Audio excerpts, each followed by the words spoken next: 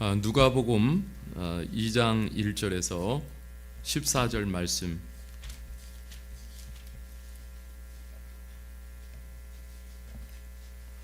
우리 하나님의 말씀을 한 절씩 읽겠습니다. 그때에 가이사 아구스도가 영을 내려 천하로 다 호적하라 하였으니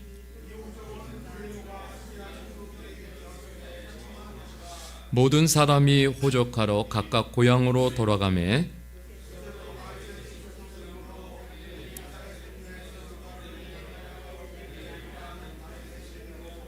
그 약혼한 마리아와 함께 호적하러 올라가니 마리아가 이미 잉태하였더라.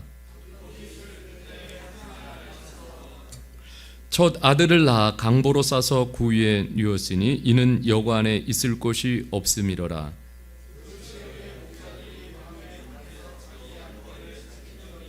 주의 사자가 곁에 서고 주의 영광이 그들을 두루 비침에 크게 무서워하는지라.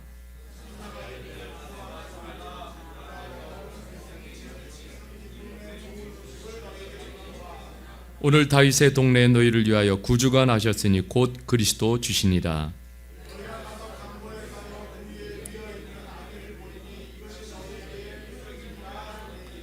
호련히 수많은 천군이 그 천사와 함께 하나님을 찬송하여 이르되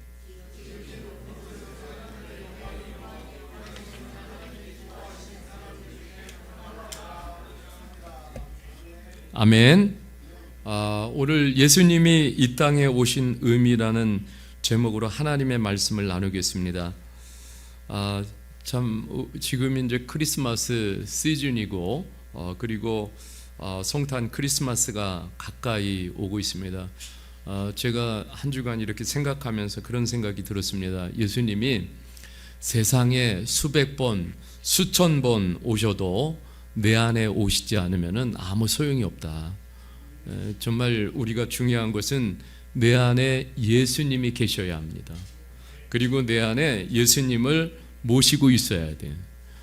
예수님이 지금 매년 이렇게 성탄을 맞이하고 있지만은 내 안에 오시지 않으면 아무 소용이 없다라는 거예요. 그래서 오늘 우리가 예수님이 이 땅에 오실 때에 그 시대적인 상황이 좀 어떠했는지 먼저 살펴보겠습니다. 2장 1절에 보면은 가이사 아구스토라는 사람의 이름이 나와요. 이 사람은 로마 황제의 이름입니다. 로마 황제. 그 당시에 이 아구스토가 세상을 호령하고 있었어요. 이 아구스토는 BC 31년에 로마 제국의 황제가 되어졌습니다. 그리고 이제 통치했고요. 아구스토는 AD 14년까지 이렇게 로마의 황제로 이렇게 통치했습니다. 이제 특별히 아구스토는 로마의 평화, 팍스 로마나라는 이런 번영의 시대를 열었던 아주 탁월한 황제였고 인물이었습니다.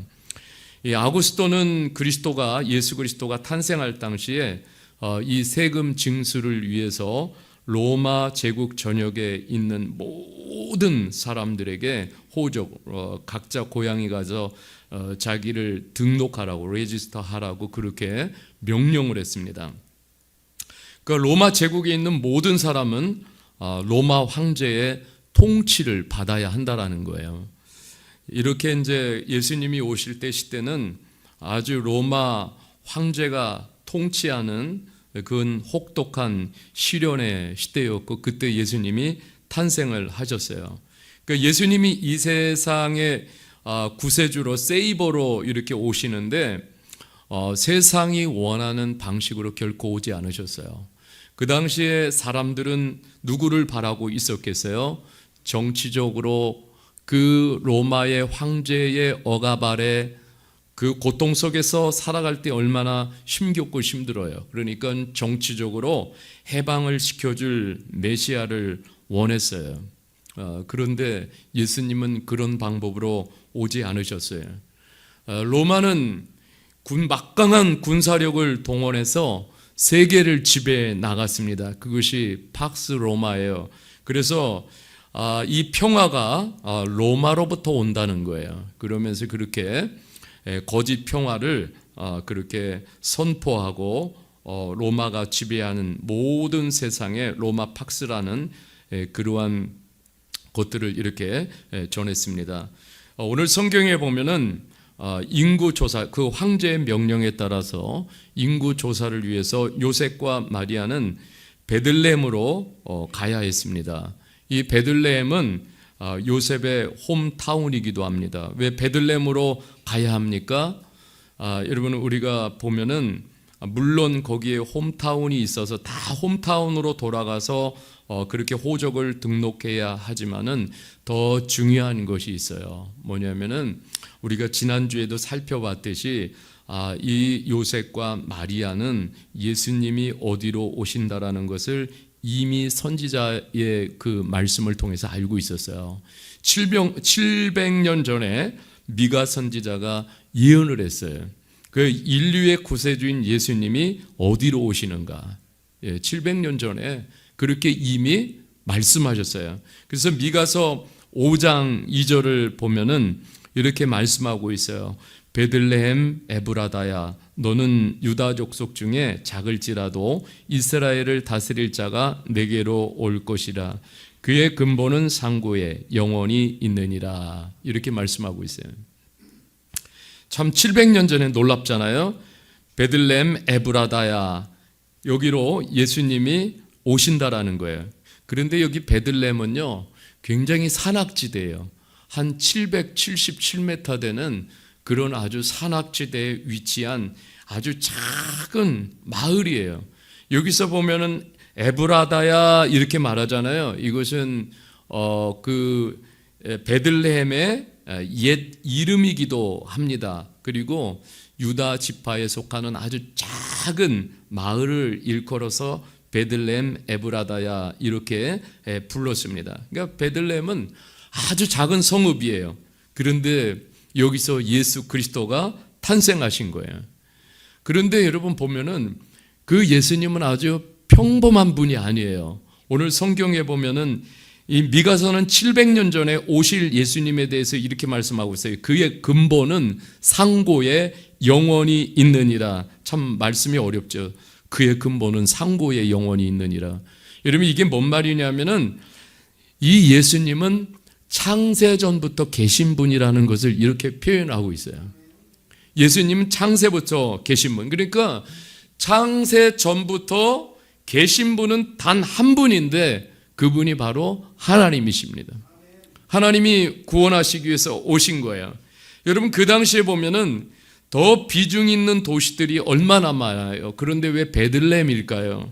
여러분 아주 평범한 또 아주 초라하고 별 볼 일 없는 깡촌 같은 깡촌에 예수님이 탄생하신 거예요. 그 당시에도 보면은 얼마나 엘리트 도시들이 있었고 엘리트 가정들이 있었고 정말 그런데 예수님이 이런 곳으로 오시지 않은 거예요. 그런데 보면은요, 이 성경을 보면은 하나님은요, 이렇게 보면 세상에서 좀 보잘것없고 이렇게 평범한 사람들과 즐겨 일하시는 것을 하나님 기뻐하시는 것을 볼 수가 있어요. 그래서 이런 하나님의 일하심에 이러한 그 성경적 원리를 보면은 얼마나 용기가 되는지 몰라요. 저도 가끔씩 그래요. 정말 나보다도 더 탁월하고 훌륭한 목사님들이 많은데, 그죠? 뭐 이런 생각을 가질 때가 참 많아요. 그런데 나 같은 사람을 이렇게 사용하신단 말이죠. 하나님은요, 정말 보잘것없는 사람들에게도 자신을 보여주십니다. 그러니까 잘난 사람들에게만 하나님을 보여주시는 것이 아니라 보잘것없는 사람들에게도 자신을 보여주시는 하나님이에요. 보잘것없는 베들레헴에도 하나님 자신을 그곳에 보여주셨어요. 여러분 그래서 우리가 이 예수님을 알고 믿으면은 얼마나 용기가 되는지 몰라요. 야, 정말 나 같은 사람도 사용해 주시고 나 같은 사람에게도 보여주시는 하나님은 얼마나 좋으신 하나님이세요. 여러분 이 나사렛에서 베들레헴까지 거리가요. 지금 이제 원래 요셉과 마리아는 나사렛에서 살고 있단 말이에요. 갈릴리. 그죠? 지난주에 우리가 살펴봤잖아요. 그런데 이 베들레헴까지 거리가 150km 정도 돼요.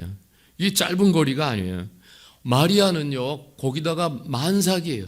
만삭이 된 임산부가 그 150km를 어떻게 걸어요, 정말로. 야, 이게 보통 모험이 아닌 거예요. 그런데 이 마리아가, 요셉이 그곳으로 간 이유는 정확한 거예요. 700년 전에 미가서 선지자를 통해서 말씀하신 예언이 성취가 돼야 되기 때문에, 그래서 그 고난의 길을 무릅쓰고 간 거예요. 왜냐하면 요셉과 마리아가 하나님의 말씀을 믿었기 때문에 그렇습니다. 여러분, 그곳에서 예수님이 태어나셨는데, 여러분 오늘 보면은 7절에 이렇게 말씀하고 있어요.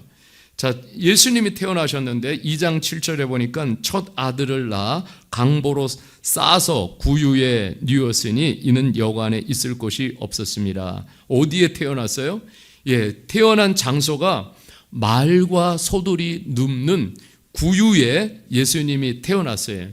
아니, 만왕의 왕 되시는 예수님이, 그 고귀한 예수님이 황금 침대에 오셔도, 그렇잖아요? 황금 침대에 눕혀놔도 정말 그렇게 눕혀놔야 돼, 예수님. 사실 그런 대접을 받으셔야 돼요. 그런데 아니, 냄새나고 더러운 곳으로 오셨어요. 또 인간의 몸으로 이렇게 오시는데 뭐 황금 옷을 입고 그렇게 오신 것도 아니에요. 오늘 보면은 정말 이렇게 준비했다고 해도 아이를 싸는 그 강포에 싸가지고 예수님 이렇게 말구유에 누워 놓으셨는데 이게 뭐 보잘것 없잖아요. 그러니까 예수님의 삶을 이렇게 보면은 말구유로 오셔서 탄생했고, 그리고 십자가 고통으로 끝나셨어요.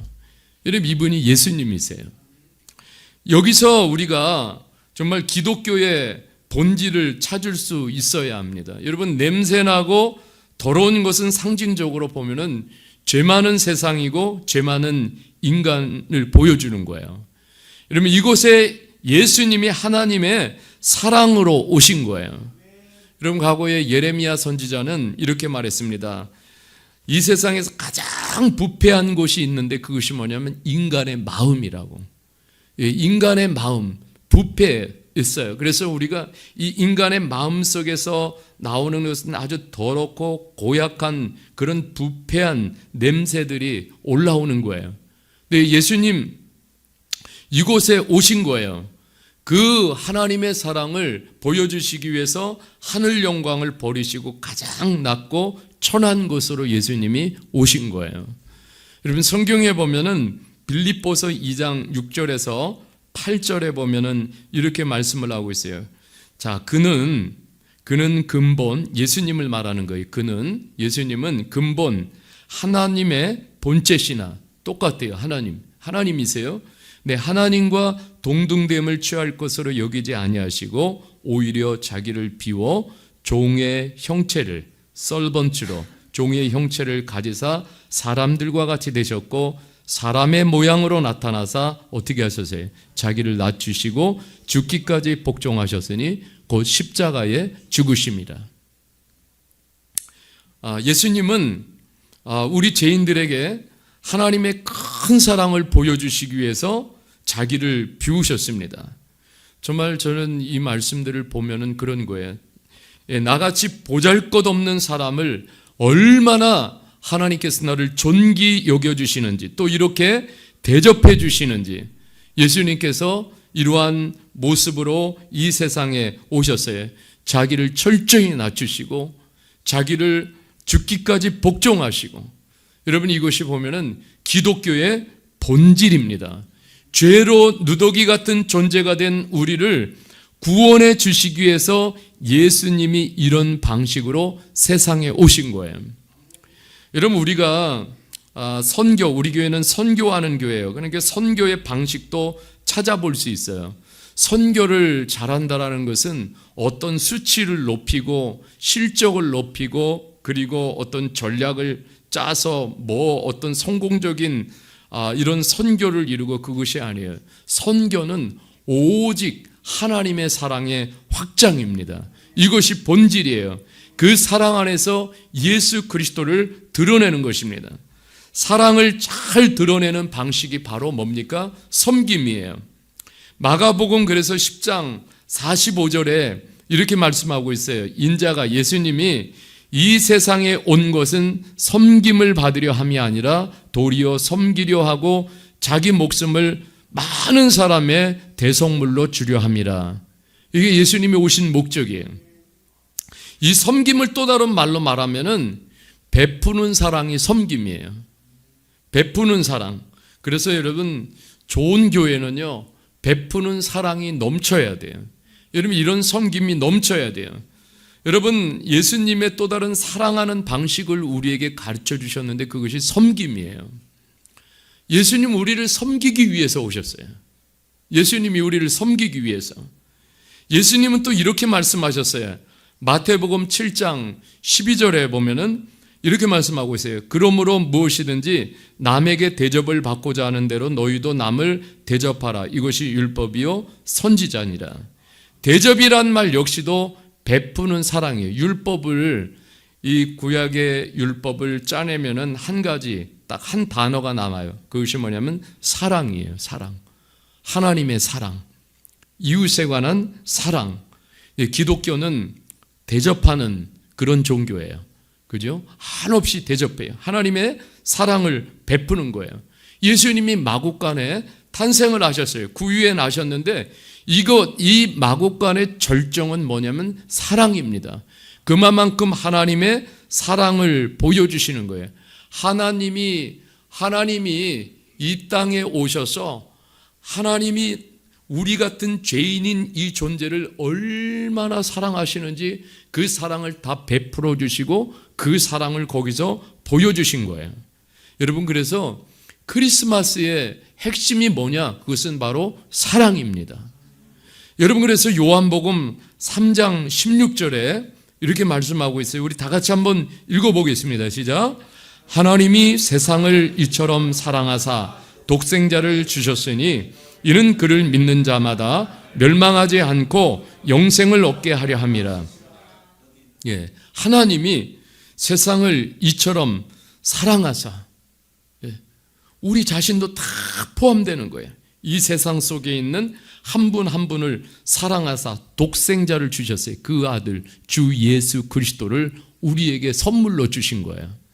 그래서 이를 믿는 자는 멸망하지 않고 영생을, 하나님이 주신 선물을 우리가 얻게 하려고 예수님이 이 땅에 오셨어요. 여러분,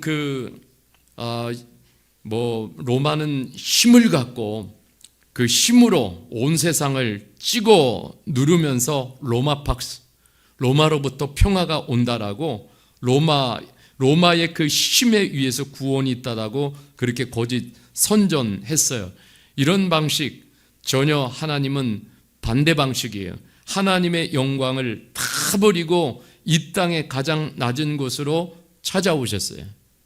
그리고 the only son, 유일한 아들 지저스 크라이스트를 우리에게 주신 거예요.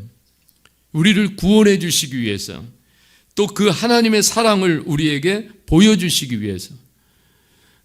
그래서 여러분, 그 요한복음 21장에도 보면은 제자들이 예수님 부인하고 또 예수님 따르다 실패했어요. 그런데 그 제자들에게 예수님이 오셔서 너희는 참 이렇게 잘못하고 이렇게 살고 이러면서 예수님이 오셔서 예수님이 가진 힘으로 제자들을 막 찍어 누르면서 질책하고 막 고치려고 그렇게 하지 않으셨어요. 오직 뭐냐면 그 실패한 제자들을 오직 한 가지, 요한복음 21장에 보면 그저 그냥 사랑으로, 그 하나님의 사랑으로 실패한 제자들을 품어주셨어요. 여러분, 여기서 제자들의 그 하나님의 사랑을 정말 온몸으로 느낄 때 그들 안에 있는 모든 실패감이 사라지고 이 하나님의 사랑을 느낄 때 그들은 어떻게 했습니까? 다시 살아나게 되어졌습니다. 여러분, 우리가 사람은요, 이 사랑을 받을 때 변화가 됩니다. 사랑을 받을 때요, 사랑을 깨닫고 느낄 때 존재감이 살아나요. 하나님이 우리 같은 죄인, 다 망가진, 타락한, 마음이 완전 부패한 우리에게 오셔서 이제 하나님의 사랑으로 우리를 끌어안아 주신 거예요. 여러분, 이스라엘 백성들 뭐 완전히 배반하고 하는 짓이 늘 하나님과 패역이라는 건 늘 하나님이 이렇게 말씀하시면 이렇게 등져서 거꾸로 가고, 이것이 그들의 살아가는 방식인데도 불구하고 그들을 선택하셨으니까 하나님이 얼마나 사랑하셔요. 성경에 보면 그들을 광야의 인생 중에 그들을 안으셔가지고 옮겨놓으셨다 말씀하고 있어요. 그래도 하나님의 사랑으로 그들을 안아가지고 목적지까지 옮겨놓으셨어요. 여러분, 이것이 하나님 아버지의 마음인 거예요. 여러분, 오늘 여기 보면은 또 하나 예수님 말구유로 오셨잖아요. 말구유를 통해서 주시는 메시지가 자기를 낮추시는 예수님이시잖아요. 로마 황실로 오지 않으셨어요. 예수님은 자기를 낮추시는 가장 겸손의 표본을 탄생에서부터 보여주셨어요. 그러니까 참된 겸손이라는 게 뭡니까? 우리가 이제 겸손하지만은 여러분, 이 겸손은요 그런 거예요. 하나님 앞에서 내 것은 아무것도 없습니다 인정하는 거예요. 예, 사실 하나님이 없으면은 우리는 아무것도 아니잖아요. 그리고 이 겸손은 모든 내 삶의 통제권을 하나님께 두는 것입니다. 그것을 인정하는 거예요. 그 자신의 기준에 따라 결정하는 것은 교만이고, 또 이기적인 목적으로 사는 것도 교만이고, 다 내 것으로 여기고 사는 것도 교만이에요. 또 남 위에 올라서서 찍어 누르고 꺾으려고 하는 것도 다 교만이. 예수님은 철저히 겸손의 왕으로 오셨어요. 그래서 여러분, 여기서 중요한 원리를 가르쳐 주셔요. 이 세상 나라는 로마팍스 힘으로 세워가려고 하지만은 그러나 결국은 다 무너져요. 바벨탑이 무너지듯이. 그런데 이 하나님의 나라는 세워지는 방식이 있어요. 그것은 겸손으로 세워집니다. 겸손으로 섬길 때 세워져요. 겸손을 베풀 때 하나님의 나라가 세워집니다. 그래서 예수님은 빌립보서 2장 7절에도 이렇게 말씀하고 있어요. 예수님은 자기를 다 비워내셨어요. 그리고 종의 형체를, 종이 되셨어요. 이 땅에 오셔서 섬기는 종, 그저 겸손한 종이 되셨어요. 사람들과 같이 되셨어요. 여러분, 오늘날 교회는 우리가 성탄에 오면서 정말 이 세상의 교회가 예수님과 같이 다 자신을 비워내고 썰번추로서 이 세상을 완전히 겸손히 섬기고, 그죠? 네, 이러한 교회가 된다면 세상은 완전히 많이 달라질 것입니다. 예수님은 이 땅에 오셔서요, 겸손히 오직 하나님만 의지하셨어요. 예수님 종으로 오셨어요. 그리고 예수님의 그 겸손으로 인해서 하나님과 우리 사이가 완전히 깨졌잖아요. 그 모든 관계를 하나님이, 예수님께서 오셔서 겸손으로 이어주셨어요. 예수님은 자신의 모든 특권을 다 내려놓으셨습니다. 예, 우리를 구원하시기 위해서 다 내려놓으신 거예요. 그리고 겸손으로 섬겨주셨습니다. 예수님은 우리가 따라야 할 영원한 겸손의 모델이 되어주셨어요. 여러분, 이러한 겸손으로 세상을 섬겨갈 때 이 세상이 변화되고 바뀌게 될 줄 믿습니다. 여러분, 빌립보서 2장 3절에 보면 이런 말씀이 있어요. 아무 일에든지 다툼이나 허용으로 하지 말고, 이건 높아진 마음이에요. 또 그 뒤에 보면 같이 한번 읽겠습니다. 시작. 오직 겸손한 마음으로 각각 자기보다 남을 낮게 여기고. 여기 보면 바울 사도가 그 겸손, 예수님으로부터 겸손을 배우고 그 겸손을 이렇게 정의합니다.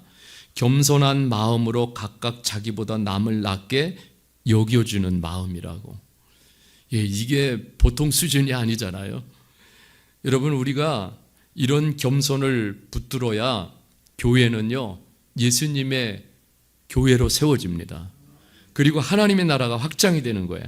남을 낮게 여기는 마음이 겸손한 마음이에요. 여기서 보면 깨닫는 게 있어요. 사람을 무시하는 것은 결코 겸손이 아니에요. 사람을 아무리 내 눈으로 볼 때 부족하고 연약함이 있을지라도 하나님의 눈으로 봐주는 거예요. 가치 있는 사람으로 여겨주는 것입니다. 여러분, 이것이 또 성경에서 가르쳐주는 겸손의 마음이에요. 요한복음 8장 12절에 예수님 이렇게 말씀하셨어요.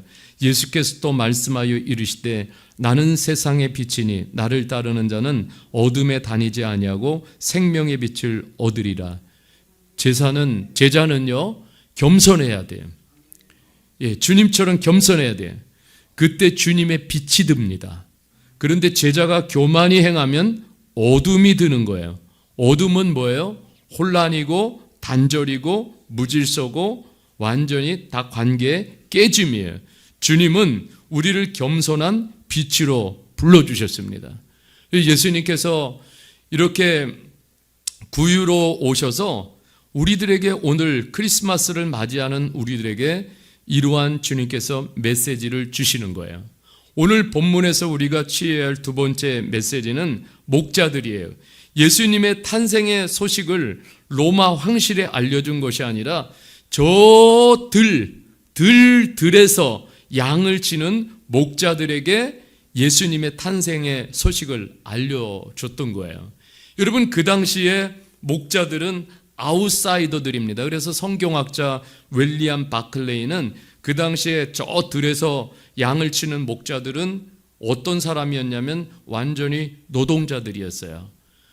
어떤 일을 했냐면은 성전에서 그 제사를 드리기 위해서 흠없는 양이 준비가 돼야 되잖아요. 그런데 목자들이 그 양을 기르는 사람들이었어요. 그러니까 이 사람들은 사회에서 가장 아웃사이더들이었어요. 최하층부에 있는 사람들이었고 경제적으로도 가장 낮은 계층의 사람들, 그 당시에는 흠이 많은 사람들이라고 그렇게 인정을 했습니다. 한마디로 말해서 소외된 사람들이에요. 세상에서 소중히 여기지 않는 사람들이에요. 그런데 예수님은 이러한 사람들에게 탄생의 기쁨을 소식을 알려주셨어요. 예수님은 소외된 이러한 목자들에게 하나님께서 예배자로 부르신 거예요. 그리고 무가치한 사람들을 부르셔서 이 탄생의 소식을 알리는 증인으로 삼아주셨어요. 여러분, 그들에게 또 하나 보면은 엄청난 하늘의 위로와 감격을 보여주시는데 오늘 13절, 14절에 보면 이렇게 말씀하고 있어요. 호련히 수많은 천군이 그 천사와 함께 하나님을 찬송하여 이르되 지극히 높은 곳에서는 하나님께 영광이요 땅에서는 하나님 기뻐하시는 사람들 중에 평화로다. 여러분, 하늘에 여기 이 땅에도요 독일 필하모니 오케스트라가 있다면은 하늘에도요 천군 천사를 동원해서 하늘 필하모니 오케스트라가 있습니다. 예수님이 탄생하는 시간에 이 하늘에서는요 천국 필하모니 오케스트라가요 정말 웅장하게 예수님 탄생을 막 축하하고 있었던 거예요. 여러분, 이것을 예배 때 비전을 통해서 환상을 통해서 이것을 하나님 열어주셔서 보게 하셨어요. 그러니 여러분, 이게 얼마나 여러분 목자들이 감동을 먹었겠어요. 이 감격 경탄했겠죠. 정말로 예수님이 이 땅에 오시는 이 사건이 무엇인지를, 그러면서요 지극히 높은 곳에서는 하나님께 영광이요 땅에서는 하나님 기뻐하시는 자들 중에 평화로다. 예수님이 탄생하시는데 하늘에서 하늘 필하모니 오케스트라가 연주되면서 예수님의 탄생을 축하하면서 하나님께 막 영광을 돌리고 있습니다. 예수님이 오시는 사건이 이런 거예요. 또 땅에는 예수님이 오셔서 하늘의 평화가 덮입니다. 여러분, 이 죄는요 모든 평화를 깨는 거예요. 그래서 바울 사도가 항상 인사말에 뭐냐면 너희에게 은혜와 평강이 있을지어다 이렇게 말하고 있어요. 이 평화는 복음 속에서 주어지는 거예요. 그런데 여러분, 예수님 안에서 주어지는 거잖아요. 죄악은 모든 불화를 일으켜요. 하나님과 우리 사이에 불화, 그죠? 평화가 깨진 관계예요, 죄인은. 그런데 예수님이 오셔서 이것을 평화로 이어주시는 거예요. 여러분, 이 날이 예수님의 탄생의 날이에요. 그래서 세례 요한은요 복음을 이렇게 선포하고 있어요. 예수님 오신 날, 가장 기뻐하는 날이잖아요.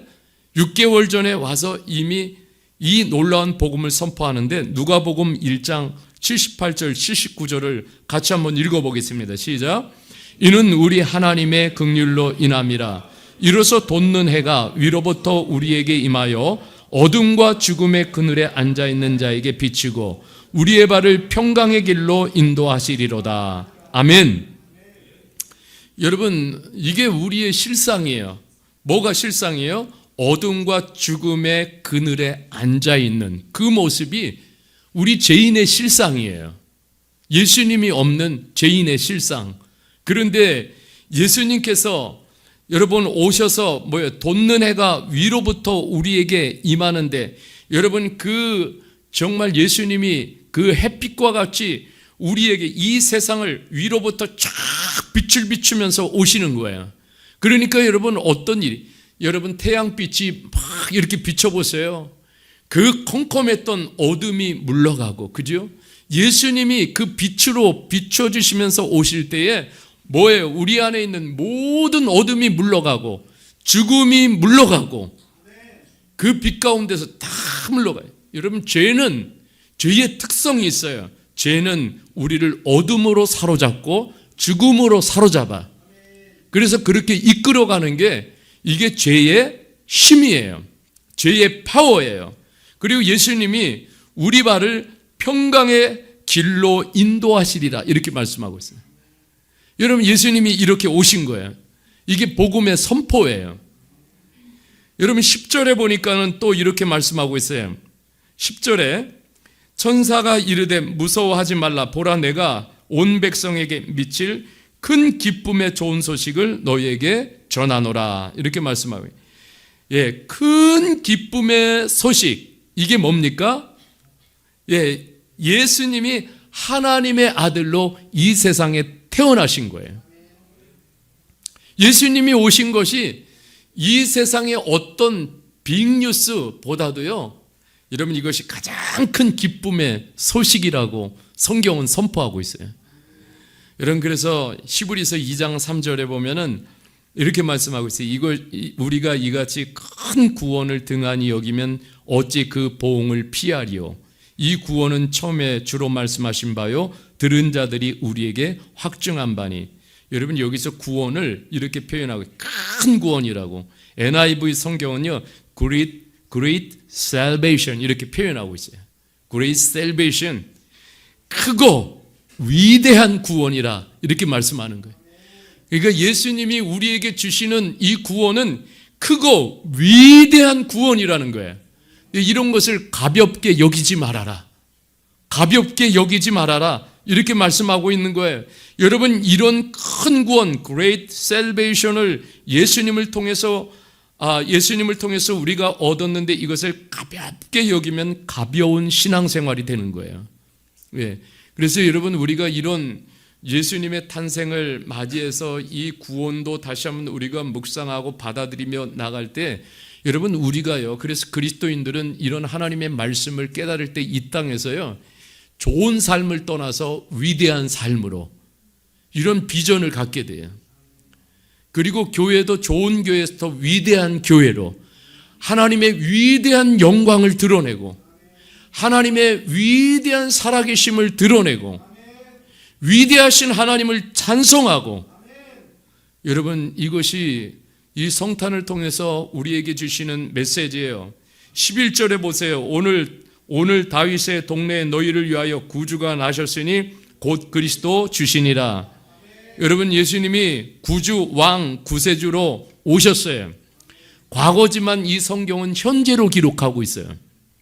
오신 사건은 2000년 전에 과거의 사건이지만은 그러나 성경은 현재로 기록하고 있습니다. 예수님의 2000년 전에 오신 것은 현재도 예수님은 구주, 왕, 구세주로 살아 계시다는 거예요. 여러분 예수님을 본 목자들은 어떻겠어요? 완전히 다 바뀌었겠지요. 변화가 일어나고, 여러분 그 하늘의 위대한 하나님의 위대한 구원을 보았어요. 여러분 그 마음이 어떻겠어요? 그러니까 여러분 막 가슴이 뛰었겠죠. 삶의 현장으로 들어가서 내가 증인되는 삶을 살아야 되겠다. 얼마나 다짐이 들었겠어요. 그래서 세례 요한은 빈들에서 오시는 예수님을 이렇게 선포했어요. 요한복음 1장 29절, 우리 다 같이 한번 이 말씀을 읽겠습니다. 시작.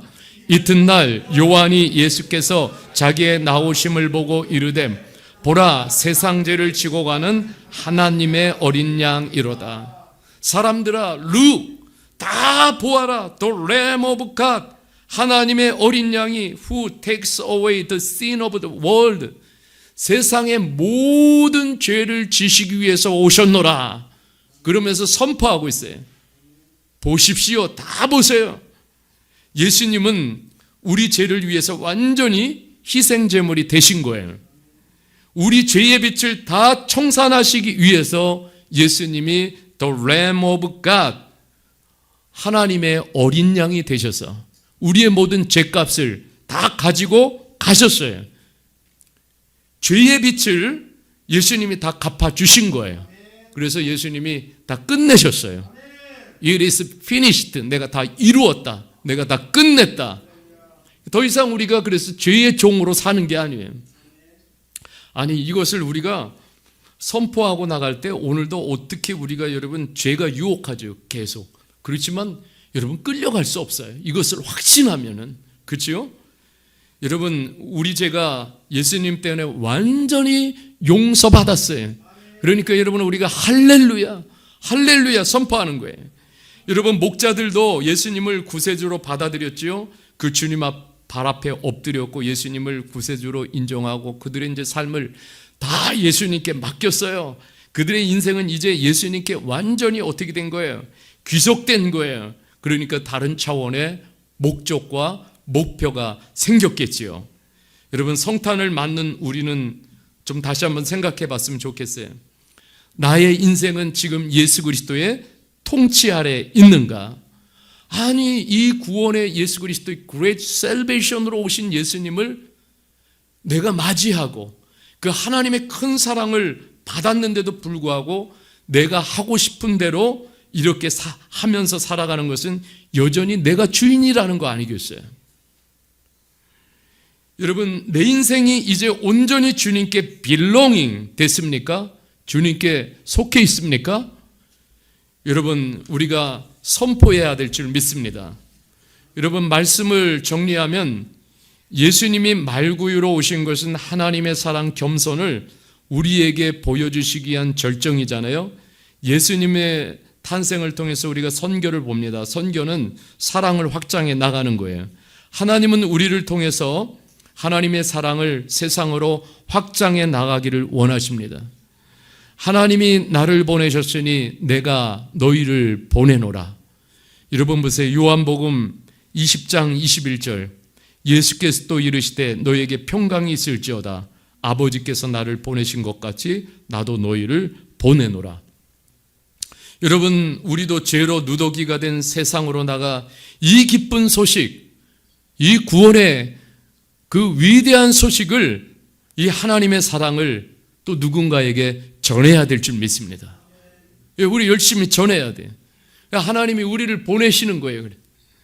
일터로 보내시고 우리가 세상으로 보내시고, 그리고 하나님께서 들판의 목자를 부르신 하나님은 오늘도 우리에게 이런 메시지를 들려주시는 거예요. 고린도전서 1장 26절에서 29절인데 제가 읽어보겠습니다. 형제들아, 너희를 부르심을 보라. 육체를 따라 지혜로운 자가 많지 아니하며 능한 자가 많지 아니하며 문벌 좋은 자가 많지 아니하도다. 그러나 하나님께서 세상에 미련한 것들을 택하사 지혜 있는 자들을 부끄럽게 하려 하시고 세상에 약한 것들을 택하사 강한 것들을 부끄럽게 하려 하시고 하나님께서 세상에 천한 것들과 멸시받는 것들과 없는 것들을 택하사 있는 것들을 폐하려 하시나니 이는 아무 육체도 하나님 앞에서 자랑하지 못하게 하려 하심이라. 주님은 주님을 사랑하는 순수한 사람들을 통해서 위대하고 엄청난 일을 지금도 행하십니다. 예수의 영이 그들 안에 살아 있으면은 지금도 주님은 위대한 일을 행하십니다. 누가 그토록 이 세상에서 예수님을 자랑합니까? 예수님을 자랑하는 사람들이 누구예요? 명성을 가지고 학벌 가지고 그리고 권세를 가지고 강자들이 예수님을 자랑합니까? 아니에요. 정말 우리는 알아요. 주님은 연약함 속으로 들어가셔서 세상의 지혜를 부끄럽게 하십니다. 세상 자랑을 멈추게 하십니다. 지금도 주님은 이렇게 일하셔요. 그래서 그렇게 증인되게 하십니다. 여러분, 성탄에 더욱 우리는 사랑으로 세상을 품으신 예수님을 우리가 뜨거운 마음으로 맞이했으면 좋겠어요. 또 겸손의 왕으로 오신 예수님을 닮아서 우리가 더 겸손한 삶을 우리가 추구했으면 좋겠어요. 아웃사이더에게 보여주신 예수님을 생각하면서 그러면서 우리 또한 이 기쁜 소식을 기쁘고 감사한 마음으로 이 세상에 전해야 될 줄 믿습니다. 하나님이 당신을 정말 사랑하십니다. 하나님이 당신을 정말 사랑하십니다. 여러분, 우리가 이런 소망을 가지고 예수 그리스도를 증거해야 될 줄 믿습니다. 그리고 오신 주님을 붙들고 우리가 소망을 가지고 일어나야 될 줄 믿습니다. 오늘 우리 성탄을 맞아서 다시 한번 예수님의 오신 의미를 깊이 새기며 저와 여러분들이 승리해 나가기를 주님의 이름으로 간절히 축복합니다. 우리